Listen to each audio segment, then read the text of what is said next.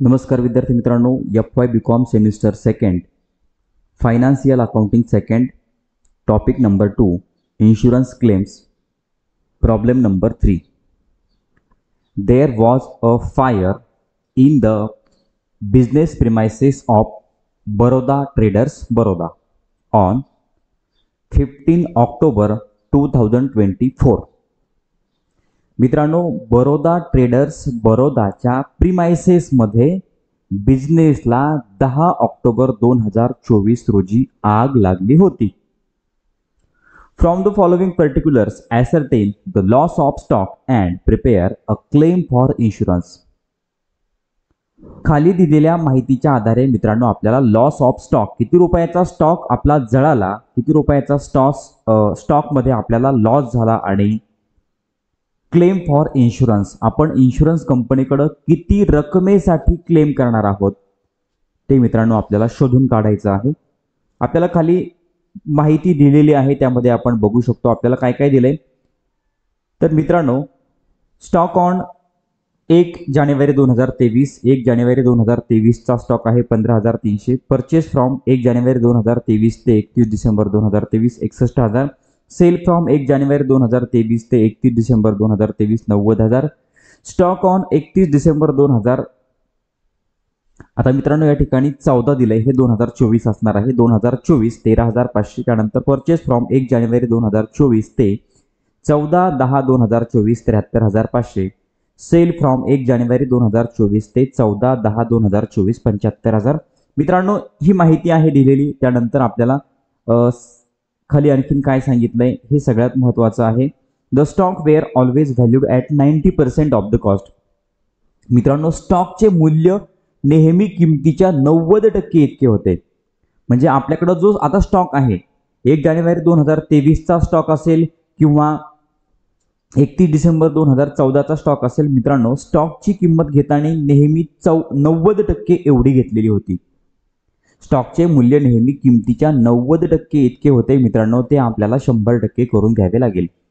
The stock saved was worth ₹9,000. The amount of policy was ₹31,500. मित्रांनो 9,000 रुपयाचा stock आगीत जळण्यापासून वाचवलेला आहे. पॉलिसी अमाऊंट आहे 31,500. There was an average clause in the policy. या problem मध्ये आपल्याला ॲव्हरेज क्लॉजचा वापर करायचा आहे.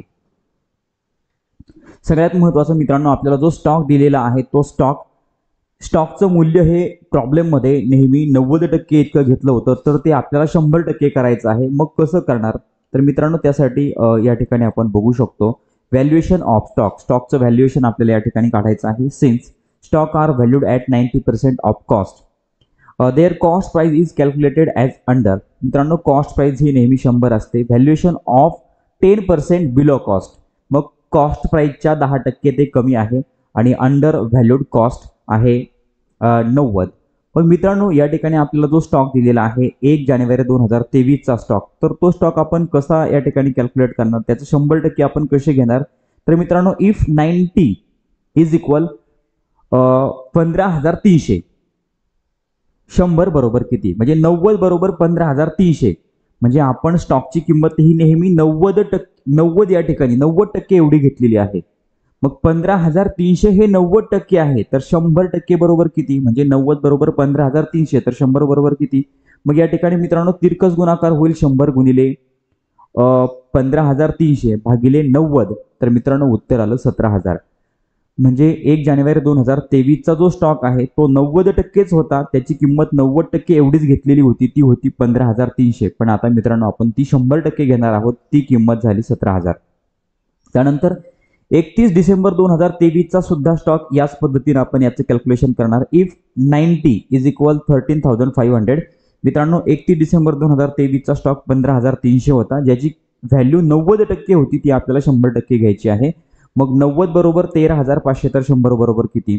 मग या ठिकाणी मित्रांनो तिरकस गुणाकार होईल 100 गुणिले 13,500 भागिले 90. मित्रांनो उत्तर आलं 15,000. म्हणजे 31 डिसेंबर 2023 च्या स्टॉकची किंमत आली 15,000. एवढ्या दोन गोष्टी समजल्या तर पहिला प्रॉब्लेम जो आपण बघितलाय, म्हणजे या अगोदर आपण दुसरा प्रॉब्लेम बघितलाय त्या प्रॉब्लेम सारखाच हा सेम प्रॉब्लेम आहे. मित्रांनो सुरुवातीला आपल्याला पूर्ण वर्षाचा ट्रेडिंग अकाउंट तयार करायचं आहे. In the books of Baroda traders Baroda trading account for the year ended 31 December 2023. 31 December 2023 हे ट्रेडिंग अकाउंट आहे. Debit side credit side particulars rupees. मित्रांनो प्रॉब्लेममध्ये आपल्याला दिलेली माहिती आहे. ओपनिंग स्टॉक आहे ज्याची किंमत मित्रांनो आपण कॅल्क्युलेट केली 17,000. त्यानंतर परचेस आहे 61,000. त्यानंतर ट्रेडिंग अकाउंटच्या क्लोजिंग क्रेडिट साईडला जर आपण या ठिकाणी बघितलं तर बाय सेल्स 90,000 आणि बाय क्लोजिंग स्टॉक 15,000. मित्रांनो हे सगळं आपल्याला प्रॉब्लेममध्ये दिलेलं आहे. फक्त क्लोजिंग स्टॉकची व्हॅल्यू आपण मित्रांनो कॅल्क्युलेट केली 15,000. ओपनिंग स्टॉकची व्हॅल्यू आपण कॅल्क्युलेट केली 17,000. ट्रेडिंग अकाउंट आपण क्लोज करतोय. मोठी बाजू क्रेडिट साईड आहे 1,05,000 1,05,000. जी मोठी असते ती आपण दोन्ही बाजूला लिहून घेतो. क्रेडिटमधनं डेबिट बाजू जर मायनस केली तर मित्रांनो आपल्याला ग्रॉस प्रॉफिट मिळाला 27,000. ग्रॉस प्रॉफिटची रक्कम मिळाली 27,000. त्यानंतर मित्रांनो आपल्याला पुढे कॅल्क्युलेशन करायचं असतं. Calculation of rate of gross profit on sale. तर मित्रांनो फॉर्म्युला आहे ग्रॉस प्रॉफिट भागिले सेल गुणिले 100. ग्रॉस प्रॉफिट आला 27,000. सेल आपल्याला दिलेले आहे भागिले 90,000 गुणिले 100. मित्रांनो rate of gross profit on sale मिळाला आपल्याला 30%. हा आपल्याला पुढे उपयोगी येणार आहे. त्यानंतर मित्रांनो आपल्याला मेमोरँडम ट्रेडिंग अकाउंट तयार करायचे. हे मेमोरँडम ट्रेडिंग अकाउंट कधी आहे तर 1 जानेवारी 2024 ते 15/10/2024 म्हणजे to the date of fire, ज्या दिवशी मालाला आग लागली त्या दिवसापर्यंतचं हे ट्रेडिंग अकाउंट आहे. याला आपण मेमोरँडम ट्रेडिंग अकाउंट असं म्हणतो. Debit side credit side account आहे म्हणजे डेबिट क्रेडिट साईड येणार. Particulars rupees. मित्रांनो आता मागच्या वर्षाचा जो क्लोजिंग स्टॉक होता तो यावर्षी ओपनिंग स्टॉक आहे. या वर्षाचा ओपनिंग स्टॉक आला 15,000. त्यानंतर आपल्याला प्रॉब्लेममध्ये मित्रांनो दिलेलं आहे सेल दिलाय आपल्याला 75,000. सेल आपण नेहमी क्रेडिट साईडला घेतो. परचेस आपण डेबिट साईडला घेतो. परचेसची रक्कम आहे 73,500. मित्रांनो ओपनिंग स्टॉक परचेस आणि सेल एवढ्या तीनच रक्कम आपल्याला मेमोरँडम ट्रेडिंग अकाउंटसाठी दिलेल्या आहेत. आता आपण या ठिकाणी काय करणार ग्रॉस प्रॉफिट कॅल्क्युलेट करणार. ग्रॉस प्रॉफिट कसा काढणार तर to gross profit balance carried down. तर मित्रांनो हा ग्रॉस प्रॉफिट आपण काढणार सेलच्या 30%. आपण ग्रॉस प्रॉफिट रेट काढलेला आहे. Rate of gross profit on sale सेलच्या 30%. मग या वर्षाचा सेल किती आहे तर मित्रांनो या वर्षी आपल्याला जो सेल दिलेला आहे तो आहे 75,000. मग 75,000च्या 30% 30% ऑन सेल. मग सेल आहे 75,000. 75,000च्या 30% म्हणजे मित्रांनो आपला ग्रॉस प्रॉफिट आला 22,500. ग्रॉस प्रॉफिट काढल्यानंतर मित्रांनो आपल्याला काढायचा आहे तो म्हणजे क्लोजिंग स्टॉक. तो क्लोजिंग स्टॉक काढण्यासाठी आपल्याला हे मेमोरँडम ट्रेडिंग अकाउंट क्लोज करावं लागेल. मोठी बाजू आहे डेबिट साईड. मोठी बाजू आपण दोन्ही साईडला लिहून घेतली 1,11,000 1,11,000. डेबिटमधनं क्रेडिट बाजू मायनस केली तर मित्रांनो बॅलन्स आला 36,000 आणि हा मिळाला आपल्याला stock. By stock balancing figure value of stock on the date of fire. ज्या दिवशी मालाला आग लागली त्या दिवशी ज्या दिवशी कंपनीच्या प्रिमायसेसमध्ये आग लागली त्या दिवशी आपल्याकडे 36,000 रुपयांचा स्टॉक शिल्लक होता. यावरून मित्रांनो आपल्याला पुढचं कॅल्क्युलेशन करायचं. Ascertain the value of stock destroyed by fire. किती रुपयाचा माल जळाला. आपल्याकडे 36,000 रुपयाचा स्टॉक होता. मग मित्रांनो या ठिकाणी आपण बघू शकतो value of stock on the date of fire आहे 36,000 आणि आगीतनं माल जळण्यापासून वाचवला आपण 9,000. 36,000चा स्टॉक होता त्यातला 9,000चा स्टॉक आपण जळत असताना काढला, तो बाजूला घेतला, तो वाचवला आपण 9,000चा स्टॉक. म्हणजे मित्रांनो किती रुपयाचा स्टॉक जळाला तर या ठिकाणी आपण बघू शकतो 27,000 रुपयाचा माल 27,000 रुपयाचा स्टॉक जळालेला आहे. आग लागून जळालेला आहे. Value of stock destroyed by fire आग लागून 27,000 रुपयाचा माल या ठिकाणी जळाला. त्यानंतर मित्रांनो पुढे शेवटचं कॅल्क्युलेशन आहे ॲप्लिकेशन ऑफ ॲव्हरेज क्लॉज. या प्रॉब्लेममध्ये आपल्याला ॲव्हरेज क्लॉज दिलेला आहे. मग त्याचा फॉर्म्युला आहे मित्रांनो नेहमीप्रमाणे मागच्या प्रॉब्लेममध्ये सुद्धा हा सेम फॉर्म्युला आहे. Value of insurance policy divided by value of stock on the date of fire multiply loss of stock. Insurance पॉलिसीची रक्कम आहे मित्रांनो 31,500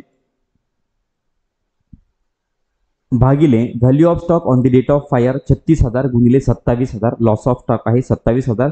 मित्रांनो आपल्याला उत्तर मिळालं 23,625. मित्रांनो हे आहे आपलं उत्तर. शेवटचं उत्तर आहे 23,625. मित्रांनो यालाच आपण म्हणतो अमाऊंट ऑफ क्लेम ₹23,625. 23,625 रुपयांचा मित्रांनो आपण इन्शुरन्स कंपनीकडे क्लेम करणार. इन्शुरन्स कंपनीकडे आपण दावा दाखल करणार एवढी रक्कम आम्हाला तुम्ही द्या. आमचा आग लागून माल जळालेला आहे. विद्यार्थी मित्रांनो, हा होता इन्शुरन्स क्लेम या टॉपिकमधील तिसरा प्रॉब्लेम आणि प्रॉब्लेमचं नाव होतं बरोदा ट्रेडर्स बरोदा. मित्रांनो, यानंतर पुढचा प्रॉब्लेम आपण पुढच्या व्हिडिओमध्ये बघणार आहोत. चॅनलवर नवीन असाल तर चॅनल सबस्क्राईब करा. व्हिडिओ आवडला तर लाईक करा, कमेंट करून कळवा आणि आपल्या मित्रांना शेअर करायला विसरू नका. तत्पूर्वी मित्रांनो, एक सूचना, आपण आपला जो आणखीन एक फायनान्शियल अकाउंटिंग या विषयामधील महत्त्वाचा टॉपिक आहे तो म्हणजे अकाउंटिंग फॉर इन्व्हेस्टमेंट. मित्रांनो, अकाउंटिंग फॉर इन्व्हेस्टमेंट या टॉपिकचे सर्व व्हिडिओ मी चॅनलवरती ऑलरेडी अपलोड केलेले आहेत. TY-BCOMचा ॲडव्हान्स अकाउंटिंग हा सब्जेक्ट आहे 5व्या सेमिस्टरचा आणि 5व्या सेमिस्टरमध्ये सुद्धा अकाउंटिंग फॉर इन्व्हेस्टमेंट हा टॉपिक आहे आणि त्यांचा टॉपिक TY-BCOMच्या 5व्या सेमिस्टरचा इन्व्हेस्टमेंट टॉपिक आणि FY-BCOMच्या सेकंड सेमिस्टरचा इन्व्हेस्टमेंट टॉपिक मित्रांनो सेम आहे. मग तुम्ही TY-BCOMच्या विद्यार्थ्यांसाठी अपलोड केलेले व्हिडिओ बघितले तरी सुद्धा तुम्हाला हा प्रॉब्लेम मित्रांनो हा पूर्ण चॅप्टर समजेल. ते प्रॉब्लेम TY-BCOMचे प्रॉब्लेम आणि FY-BCOMचे प्रॉब्लेम सेम आहेत. एकही कुठेही अक्षराचा फरक नाहीये. दोघांच्या पण डेट वगैरे सगळं सेम आहे. मग मित्रांनो, अकाउंटिंग फॉर इन्व्हेस्टमेंट या टॉपिकसाठी तुम्हाला जे व्हिडिओ आवश्यक आहेत, जे सगळे प्रॉब्लेम तुमच्या पुस्तकामध्ये दिलेले आहेत, ते प्रॉब्लेम मी अपलोड केलेल्या व्हिडिओच्या लिंक तुम्हाला डिस्क्रिप्शन बॉक्समध्ये देत आहे. तुम्ही त्या ठिकाणी जाऊन हे प्रॉब्लेम बघू शकता. धन्यवाद.